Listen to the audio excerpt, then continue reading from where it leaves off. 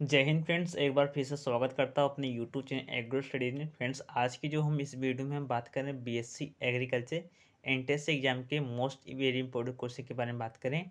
चाहे आप डीडीयू की तैयारी कर रहे हो या फिर आप गाजीपुर यूनिवर्सिटी की तैयारी करो, लखनऊ यूनिवर्सिटी की तैयारी करो, एमजी केवीपी की कर रहे हो, यूपी कॉलेज की कर रहे हो, किसी भी यूनिवर्सिटी की तैयारी कर रहे हो, आपके लिए ये वीडियो बहुत ही ज़्यादा हेल्पफुल होने वाला है। तो वीडियो को बिना देरी के स्टार्ट करते। ठीक है, तो सबसे पहले प्रश्न हमारा दिया गया है कि अनावश्यक पादप पोषक तत्व है। तो अनावश्यक पादप पोषक तत्व हमारे क्या होते हैं, सबसे पहले ध्यान दीजिएगा कि ऐसे पोषक तत्व, ठीक है, जो आवश्यक तो होते हैं लेकिन लाभदायक नहीं होते हैं। ठीक है, तो उन्हें हम क्या बोलते हैं, हम अनावश्यक पोषक तत्व बोलते हैं। ठीक है, तो इनकी कैटेगरी में कौन कौन से तत्व आते हैं, इनकी कैटेगरी हमारे 4 तत्व हैं। ठीक है, इसके बारे में आप लोग पढ़ लीजिएगा। ठीक है, तो पहला हमारा इसमें जो राइट आंसर हमारा है सोडियम है। ठीक है, यदि इसके आसपास में वेनेडियम था तो वेनेडियम ही हमारा राइट आंसर हो जाता। ठीक है, चलिए और आगे बढ़ते हैं। तो दिया गया है दूसरा नंबर पर कि हमारा बाग में दीमक से बचाव हेतु किसका प्रयोग करते हैं।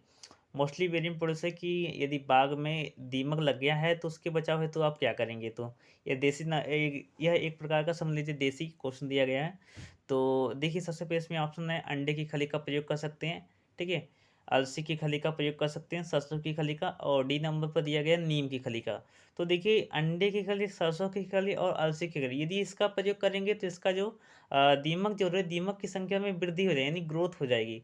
लेकिन यदि इसके स्थान पर हम नीम की खली का उपयोग करते हैं तो क्या होगा कि दीमक जो होगा वो नष्ट हो जाएगा, मर जाएगा। ठीक है, तो इसी प्रकार से हमारा नीम की खली का उपयोग करेंगे। तो नीम इज राइट राइट आंसर। ठीक है, चलिए इसके बाद और आगे बढ़ते हैं। तो दिया गया हमारा डी सकरिंग किससे संबंधित है। तो डी सकरिंग का मतलब होगा शक्कर को हटाना, हमारा डी सकरिंग कहलाता है। राइट आंसर हमारा तंबाकू होता है। यदि इसके स्थान पर यदि फल हमारा दिया होता, फल वृक्ष दिए होते हैं, तो फल वृक्षों में हमारा केले में, ठीक है, किसमें, केले में हमारा क्या करते हैं, डी सकरिंग करते हैं क्रिया। चलिए और आगे बढ़ते हैं।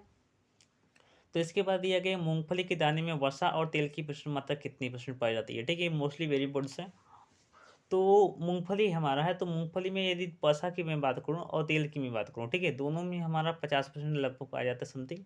यदि इसके स्थान पर सोयाबीन दे दिया होता, ठीक है, तो सोयाबीन में कितना पाया जाता है, सोयाबीन में हमारा 40 से 42% हमारा प्रोटीन पाया जाता है समथिंग, और हमारा 22 से 25% समथिंग हमारा क्या पाया जाता है, तेल पाया जाता है। ठीक है, तो ध्यान दीजिएगा। चलिए और आगे बढ़ते हैं। तो दिया गया हमारा 5वें नंबर पर कि पौधरोपित धान में साधारणतया प्रयोग होने वाला खरपतवारनाशी है। यानी पौधे रोपित धान में साधारण सबसे अधिक कौन सा खरपतवारनाशी का प्रयोग करते हैं। ठीक है, तो वो हम करते हैं ब्यूटाक्लोर का करते हैं। यदि इसके स्थान पर हमारा दे प्रोपेलिन दे दिया होता, ठीक है, तो सर्वाधिक हम धान में प्रोपेलिन का प्रयोग करते हैं। और सबसे अधिक, ठीक है, विश्व में या फिर भारत में ही देखिए तो भारत में सबसे अधिक जो हमारा खरपतवारनाशी प्रयोग होता है वो धान की फसल में ही होता है। किसमें, धान की फसल में ही होता है। और इसमें सबसे अधिक जो खरपतवारनाशी का यूज होता है वो हम पंजाब राष्ट्र में देखते हैं। प्रति हेक्टेयर हमारा पंजाब राष्ट्र में सर्वाधिक होता है। ठीक है, और खरपतवार भी सबसे अधिक हमारे धान में ही लगते हैं क्योंकि उसमें पानी भरा होता है। पानी भरा होता है, और पानी कहाँ भरा होता है, हमारे पंजाब में भरा होता है। ठीक है, वहाँ पर प्रति हेक्टेयर जल की उपलब्धता बहुत ज़्यादा है, हमेशा बाढ़ रहता है। ठीक है, तो ध्यान दीजिएगा इसके बारे में। चलिए और आगे बढ़ते हैं। तो दिया गया हमारा पीडीएम 11 प्रजाति हैं। तो पहला ऑप्शन दिया गया मूंग, दूसरा दिया सोयाबीन, तीसरा दिया मूंग। ठीक है, पहला ऑप्शन था उर्द था। ठीक है, तो और डी ऑप्शन था हमारा ज्वार। तो पीडीएम 11 जो प्रजाति है हमारी, एक मूंग की प्रजाति, वेरी इंपॉर्टेंट क्वेश्चन है। ठीक है, ध्यान दीजिएगा, नोट कर लीजिएगा। चलिए और आगे बढ़ते हैं हम। इसके बाद हमारा दिया गया अपूर्डा, ठीक है, सॉरी अपर्डा दिया गया। ठीक है, तो अपर्डा किस फसल की उन्नतशील प्रजाति है। तो पहला ऑप्शन है चना, दूसरा दिया मटर, तीसरा दिया मसूर, और चौथा दिया गया है नॉन ऑफ दिस, यानी इनमें से कोई नहीं। तो अपर्डा जो प्रजाति है हमारी, एक मटर की प्रसिद्ध प्रजाति है। किसकी प्रजाति, मटर की प्रसिद्ध प्रजाति है। ठीक है, ध्यान दीजिएगा। चलिए इसके बाद 8वें नंबर पर क्या दिया कि आम सबसे अधिक किस प्रदेश में पैदा होता है। वेरी मोस्टली वेरी इंपॉर्टेंट है। ठीक है, तो आम सबसे अधिक यदि देखा जाए तो वो महाराष्ट्र में पैदा होता है। इसमें राइट आंसर ये उत्तर प्रदेश दिया है, तो इसमें रॉन्ग हो जाएगा। ठीक है, तो राइट आंसर हमारा महाराष्ट्र है। महाराष्ट्र में सर्वाधिक आम पैदा होता है, और दूसरे रैंक पर हमारा उत्तर प्रदेश आता है।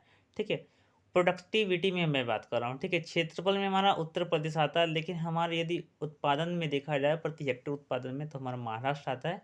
ये ध्यान दीजिएगा। और महाराष्ट्र में कौन सी आम की प्रजाति है, तो वो हमारी प्रयोग करते हैं हम समझे हापुस।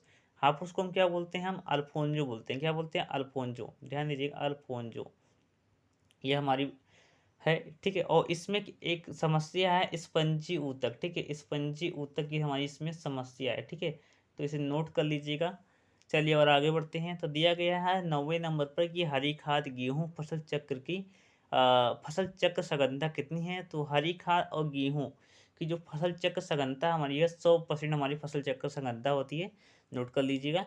चलिए इसके बाद और आगे बढ़ते हैं। तो 10 नंबर पर दिया गया प्राइड ऑफ इंडिया, ठीक है। इसके बारे में आप अपने 12th क्लास में पढ़े होंगे, ठीक है। पत्ता गोभी में पढ़े होंगे, ठीक है। प्राइड ऑफ इंडिया, ठीक है, किंग पिफिन्स, ठीक है। तो इस सब के बारे में आप लोग पढ़े होंगे। तो ये हमारी किसकी प्रजाति है, तो ये हमारी पत्ता गोभी की प्रजाति है, ठीक है।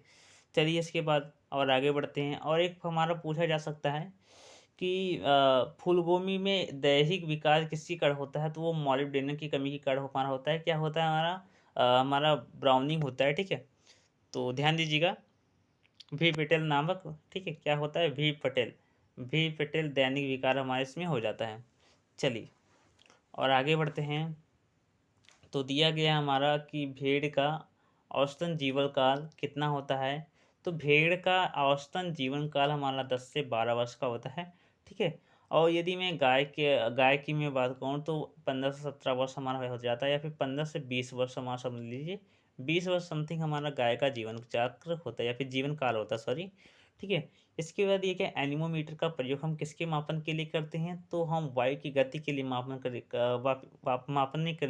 के लिए हम एनीमोमीटर का प्रयोग करते हैं। यदि वायु दाब मापने के लिए मैं बात करूँ, ठीक है, तो वायु दाब या फिर वायुमंडलीय दाब को मापने के लिए हम बैरोमीटर का प्रयोग करते हैं। तापमान को मापने के लिए हम टेम्परेचर का मापने के लिए हम थर्मामीटर का करते हैं।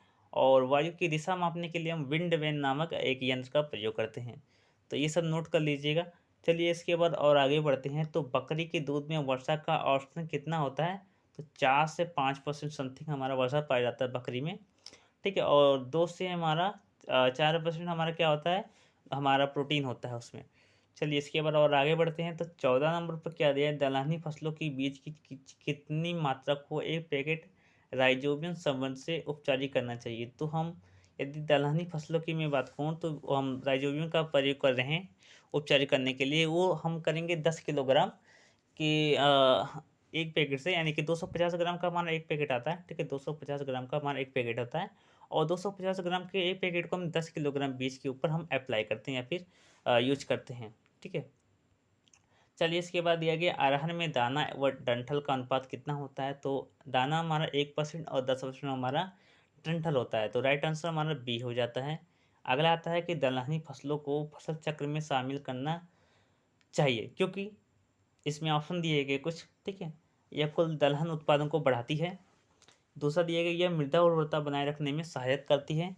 और तीसरा दिया यह फसल सघनता बढ़ाती है। और चौथा दिया गया दलहन में अनाज फसलों की अपेक्षा अधिक उत्पादकता करती है।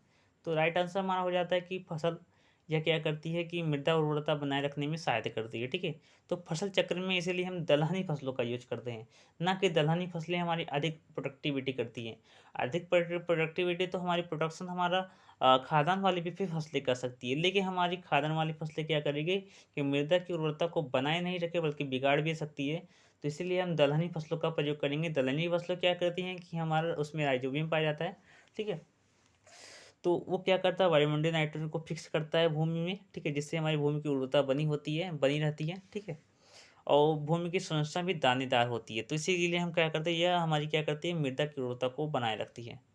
चलिए हो गया। इसके बाद नेक्स्ट आता है कि राक फास्फेट का प्रयोग किया जाता है। तो पहला दिया लवणीय भूमि, दूसरा दिया क्षारीय भूमि, तीसरा दिया अम्लीय भूमि, चौथा दिया हमारा सामान्य भूमि। तो राक फास्फेट का हम प्रयोग करते हैं अम्लीय भूमि में करते हैं, ठीक है। तो इसमें हम चूना का प्रयोग मुख्यतः करते हैं सर्वाधिक, ठीक है। तो ये ध्यान दीजिएगा। यदि हमारा क्षारीय भूमि हो जाता तो इसमें हम जिप्सम का प्रयोग कर सकते थे, जिप्सम, ठीक है। पाइराइट का प्रयोग कर सकते हैं, पाइराइट। तो इन सब चीज़ों का हम प्रयोग कर सकते थे, ठीक है। 18वां नंबर पर दिया गया है क्षेत्रफल की दृष्टि से भारत में पपीता का कौन सा स्थान है। तो भारत में दूसरा स्थान हमारा पपीता का आता है क्षेत्रफल की दृष्टि से। पहला ऑप्शन हमारा किसका आता है, हमारा पहला ऑप्शन हमारा केले का आता है, ठीक है। दूसरा हमारा आता है पपीते का, तीसरा नंबर पर हमारा क्या आता है, आम का आता है, ठीक है। तो ध्यान दीजिएगा। नेक्स्ट तो इसके बाद नेक्स्ट हमारा क्या दिया गया है कि फव्वारा सिंचाई का प्रयोग किन क्षेत्रों में होता है?